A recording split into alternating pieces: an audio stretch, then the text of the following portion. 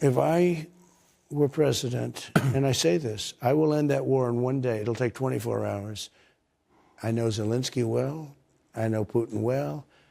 I would get that ended in a period of 24 You can break that deal. 100%. It would be easy. That deal would be easy. Donald Trump has consistently stated that, if elected again, he would work to end the Russia-Ukraine war quickly, often suggesting he could do so within a matter of months through diplomacy. He has framed his approach as one of negotiation, leveraging his personal relationships with foreign leaders, including Russian President Vladimir Putin, and advocating for peace talks rather than prolonged military support for Ukraine. However, whether Trump could actually fulfill such a promise is uncertain and would depend on a range of factors. 1. Russia's strategic goals. Russia, under Putin, has indicated that its primary goal in Ukraine is the control of key territories and a change to the post-Cold War security architecture in Europe.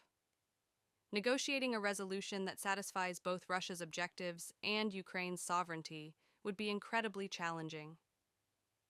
Trump might be able to initiate talks, but he would likely face significant opposition from both Ukraine and NATO allies. 2. U.S. domestic politics. Trump's ability to end the war would also depend on the political environment in the U.S. He has been critical of ongoing U.S. military support for Ukraine, but there is bipartisan backing for continued aid in Congress. Trump would have to navigate these domestic political pressures, as well as address concerns from allies in Europe who are committed to supporting Ukraine's defense. 3. Ukraine's resistance.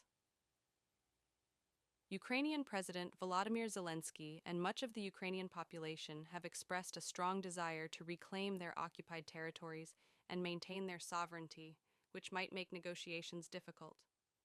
Trump's proposal for a ceasefire or peace deal might not align with Ukrainian objectives unless it included substantial concessions from Russia.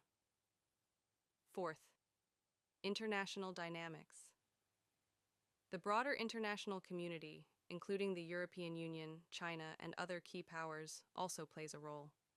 Trump's foreign policy approach, which is often more transactional and less focused on multilateral cooperation, might face resistance from these actors if it risks undermining global stability or encouraging aggression.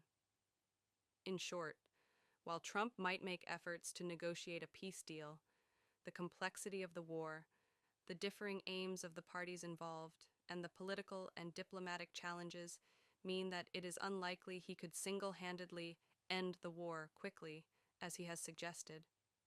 His strategy would depend heavily on the willingness of all parties to make significant compromises, and the geopolitical landscape could shift dramatically in ways that are difficult to predict.